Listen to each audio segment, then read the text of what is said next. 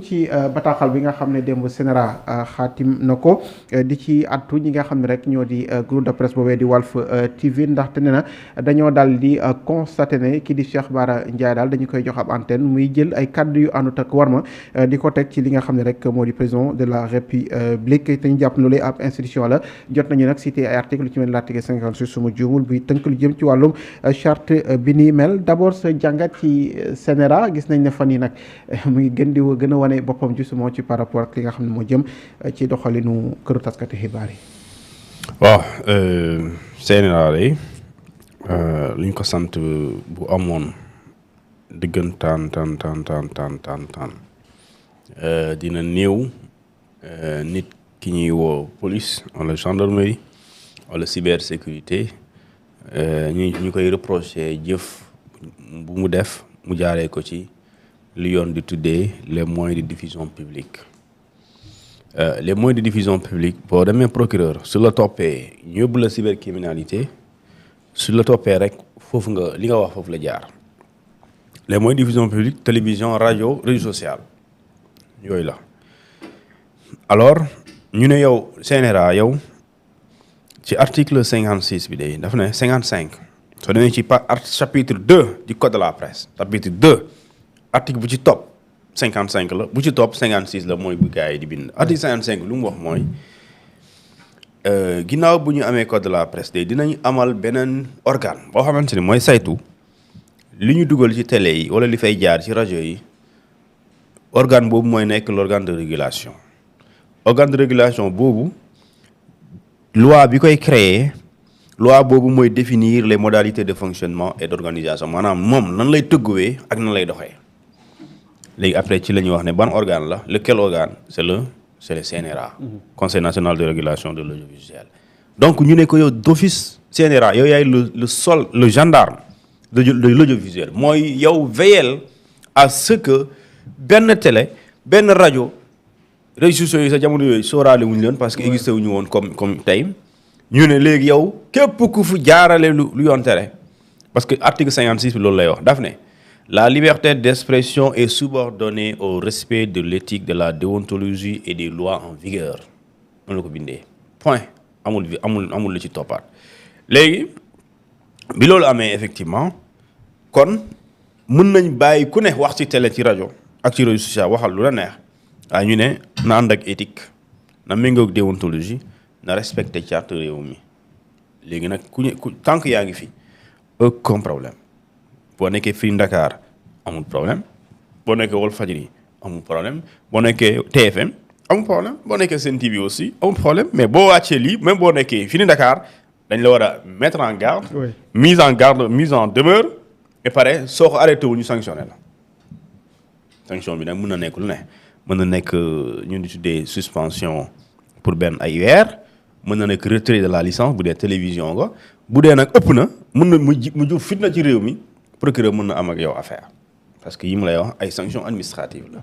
léegi nag moo am ak sanction pénale et loolu mooy lu gën a grave li bu fekkente ne da ngaa récidiver léegi nag CNRA boobu dañ ko ne yow da ngaa war a tëddee njaaxaanaay man ci li nit ñi di wax par exemple Cheikh Bara Ndiaye li mu doon wax am na loo xamante ni mbirum politique la du ma ko commentaire mais am na loo xamante ni man ànduma si par exemple ci waxin bi ton bi président ngay waxal waxoo la acteur politique waxuma lépp l'émission bi ëpp na 1 heure de temps ki ngay waxal moom acteur du moom président de la république la dafay incarner institution kon am na nooy wax ak moom day niroog offense waaw loolu la procureur man kii li damay interpréter da koy ndiroo léegi su koy ndiroo kiy réguler mën na intervenir ci sens boobu léegi CNRA lenn la ñu war a bind moom tamit moom dafa bind ne propos Cheikh Bara Ndiaye ci télé bi c'est des propos yu manqué respect waaye dafa war a énumérer entre guillemets ne phrase tel waaw mu bind loolu léegi CNRA boobu moom tamit xam loo xamante ni tamit CNRA moom CNRA man maa ngi gis gars yi def lu mel noonu de maa ngi gis gars yi def plus que Cheikh Bara Ndiaye lu muy def ci télé ci réseaux sociaux ci site internet yi plus parce que dans la constitution danaan les institutions de la République xam nga la moo ci jiitu la présidence de la République l'Assemblée nationale le gouvernement fa lay yem kon gouvernement bi boo ci laalee benn ministre nga ak manque de respect wala nga saax wala xas ko loolu warul jàll ci télé waaw parce que un seul ministre dafay incarner le gouvernement qui est une institution ça veut dire que aujourd'hui donc su ma la waxee gouvernement institution la donc benn ministre boo ko saaga wala nga xas ko wala nga wax ak moom yenn ton yi loolu yaa ngi manque de respect les institutions de la République wala l'une des institutions de la République kon soo saaga premier ministre bi qui est le chef du gouvernement loolu day incarner institution nga ko war a topp léegi dafa war a génnee aussi communiquer pour dénoncer loolu pour nga mën a def nii mais soo ko deful dafay mel ni yow doo gis loolu. est-ce que non parti le train quand même. non waaw mais dama gis ne am na ku wax ne. le premier ministre n'a pas une institution. dans ce qu'on appelle fu ñuy wax les institutions de la République certes binduñu ministre et cetera gouvernement ministre premier ministre dañ ne les institutions de la République 2 points la présidence de la République l'Assemblée nationale le gouvernement mais gouvernement du nit président du nit. mais aussi assemblée du nit mais kuréel boobu dafa am nit buy exister moo tax kuréel bi exister kon nit kooku soo ko laalee dafay mel ni laal nga kuréel bi kon boo laalee premier ministre bi saawa ko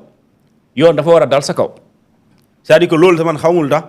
procureur di viser article 254 jaru ko c'est-à-dire loolu mooy manque de respect envers l'institution soxlawul sa ay article 254 wala nit koo xamante ni dañ laa jox benn ci cëru président loolu jaru ko day guddal parce que demee ci kanamu yoon juge bi da koy rejeter parce que loolu pour mu am il faut le décret mais li yomb na tey lii. ma ne bi ngay wax nii ban article la. ban bi ma. gouvernement. li constitution yi moo wax constitution bi la. li ma lay wax nii c'est la constitution du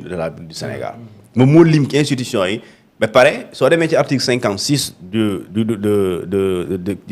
code de la presse. daf la ne liberté de la presse day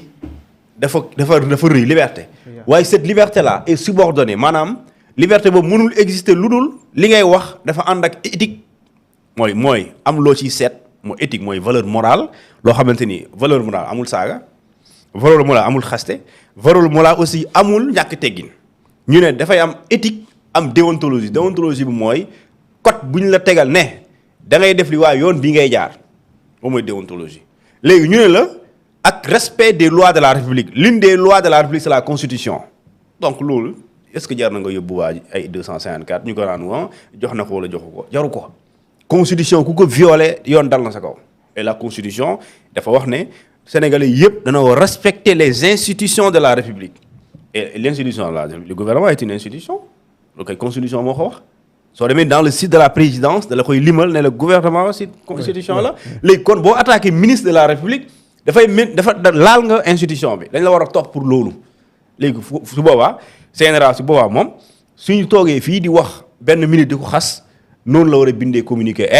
yéen ñii nekkoon ci jotaay bi di xas ministre boobu noonu arrêté leen ko sinon mu sanctionné sax Feeling Dakar parce que kooku dafay incarner l'institution de la République qui est le gouvernement du Sénégal donc qu'en est-il maintenant quand on insulte un premier ministre du Sénégal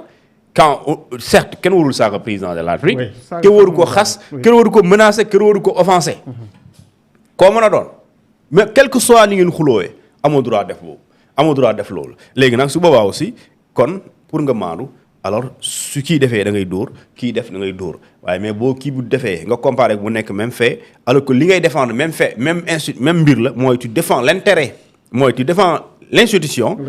déet mënoo défendre institution ñi di dóor institution bi nga bàyyi ñi attaqué nga bëgg a jóg su boobaa da ngay mel ni ko far alors que CNRA vraiment moom dañ ko ne régulateur un régulateur n'a pas à prendre position un régulateur day trancher mooy yow la ñuy wax ne sëñ bi régulateur social nga kon coow bu amee yow la ñuy yaakaar ci mbir mi parce que dañuy considérer ne tu n'es pas juge donc tu es juge mais tu n'es pas partie mais tu ne peux pas avoir un comportement de juge et de partie donc da ngay atte nga bañ a jël position wala nga jël position soo àttee nit ñi duñ ko gëm. est-ce que yàqule les temps ñu réformer CNRA parce que critique yi bëri na ci par rapport à son fonctionnement ci ni muy doxee ak peut-être li may tuddee tout simplement li nga xam ne mooy dafa raté le train justement parce que lu bëri xew na ci ay nit ñu ngi yëkkati ay kaddu yu ñàkk teggin ci télé te pourtant ça passe et gisuñ ko muy defee justement li nga xam ne moo di mu génne communiqué. waaw CNRA dafa yéex CNRA dañ ko war a changer te li ma waxoon fii lay waxaat. code de la presse bu Sénégal tant que changé wuñ ko coow bi du jeex. te waxoon naa ko fi maanaam code de la presse bu Sénégal fii moom moo jiitu presse bu Sénégal. maanaam moom. daf ko rawee ay at. presse sénégalais moom di waaxu ndànk te code bi ay vitesse avion la yor presse sénégalais di doxee ay saretu mbaam. li tax loolu mooy dafa am lu ñu ko teg ci ay conditions yoon moo ko bind de waaye amul benn presse bu Sénégal mu ko mën a respecté. bu doon loolu la dañuy tëj média yi yëpp même RTS mënu ko. je te dis même RTS mënu ko te RTS am na ay moyens ay millions mën nañ jënd benn licence 1 milliard waaye mënuñu respecter code bi lu mu wax suñ ko respecté léegi nga dégg coow li parce que li ñu teg ci code bi conditions yi dafa exigeante lool te moo gën de mais suñu niveau social presse et économique tollu fa. léegi soo bëggee juge moom bu ko bëggee appliquer kon su boobaa média bi dina wéet ni ñuy wax ci télé bi de. léegi parce que bu ñu tëgg code de la presse média bi ñun lu ñuy wax ni existe prévoir wuñ ko kon bu ñu sukkandoo ci code de la presse site yi sax émission yi sax du am est-ce que ngeen comprendre parce que ce qu'on appelle le web TV presse en ligne jamono jooju presse en ligne bi ñu sóoraale woon mooy seneweb.com dakarwa.com yooyu noonu maanaam site internet nga dem ci site d'information yooyu mais pas ay chaîne yi ñuy def nii am nga émission 1 heure de temps 2 heures kii def émission di xaste di saaga léegi moo tax CNRA ci lañ ko ne yow il faut ñu soppi la dañ ko war a soppi par une haute autorité de surveillance ARCA autorité boobu nag man xamul ba léegi. article 55 yi ngay wax nii. waaw moom laa la doon waaj a wax sax parce que bi muy wax naan booba fekk na CNRA ne fi. parce que mi ngi la wax lan mu ne régulation voilà jërëjëf yenn saa yi baat bi day bañ de la scène des valeurs audiovisuelles est assurée par un organe créé par une loi qui fixera. ARCA boobu lañ doon wax. léegi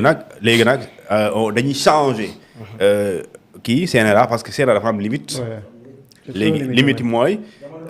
waaw compétence yi dañ ko war a yaatal. léegi bu ñu ko yaatalee ci ngay gis day tenir en compte même ci médias sociaux yi réseaux sociaux yi da ko ciy sóoraale mooy réseaux sociaux yi mooy gars yi am ay gros comptes yi parce que tey am na yenn réew yi nga xamante ni ñii di nekk influenceur compte yu ñu yore. dañ koy considérer comme un média. en réalité c'est un média d'ailleurs c'est pas considéré. tey su dee ñu lay jàngal journalisme bu lay jàngal la typologie des médias dañ lay wax rajo. télévision presse écrite presse en ligne et les médias sociaux. yooyu l'observateur danaan jaay 60 000 exemplaires. waaw léegi 40 sax tëna ko. mais da ngay gis benn nit léegi am compte TikTok jàllal ji information léegi 100 000 kii ko wala léegi Feeling Dakar fii def benn émission boo xam ne nii mu viral plus de 100 000 léegi kooku nga bëgg a gën a jox gëdd l'observateur. mais pare nga bañ ko wooyee média alors que l'observateur wala Feeling Dakar ak moom ils ont le même dañuy joxe même contenu te sooy xool en terme de visibilité kii moo la ko ëpp léegi nag su boobaa kii tënkuñ ko comme li ñu tënkee TFM parce que moom dañ koo tënk ci déontologie ak code mais kii tënkuñ ko ci loolu waaye moom dafa am benn liberté bu extraordinaire léegi nag puisque moom contenu bi muy joxe mën taal réew wala mën a amal njëriñ réew mi ñu ne ko da nga koy def waaye il faut ñu encadrer la léegi nag su boobaa haute autorité bu duggee ci lay am compétence pour mën a superviser xool lu muy dugal ak lu muy def parce que tey les journalistes dafa am benn rigueur yi ñu koy tegal dañ ko naan demal nga uti information collecter rechercher ñibbisil nga traité ko boo ko traité nga diffuser ko mais am na koo xam ne pas YouTube moom buy def am na koo xam ne TikTok am na plus de 1 million d'abonnés mais bu defee live mën na am 20 000 wala 20 kii mais kooku bu jëlee information yoonam nekku ci filtrage day génnee lépp kooku ut na information mais traité wu ko bu ko traité woon du ko génnee yàggul dara am na benn influenceur TikTok day jël ay vidéo jàmbur nit xoolal balancé ko ay milliers de nit di ko seetaan di ko balancé yow sañ nga toog fii di génne ay photo jàmbur naan da ngay kaay leen xool dafa doon non yooyu sañoo ko boo koy def ñu lay woo mais moom léegi nag loolu avec l'autorité boobu noonu ARCA moom mooy ñëw tenir compte de ça su boobaa réseaux sociaux yi gars yi di def nii yëpp duñ def loolu de duñ ko sañ a def de parce que su boobaa dañuy duggaale ci média et su boobaa loolu dafay gën a professionnaliser sax le milieu numérique pour également réguler ko mais aussi pour assainir ko il faut l'assainissement n'est-ce pas du milieu numérique ou bien de l'espace numérique du Sénégal sinon il y a trop de bordel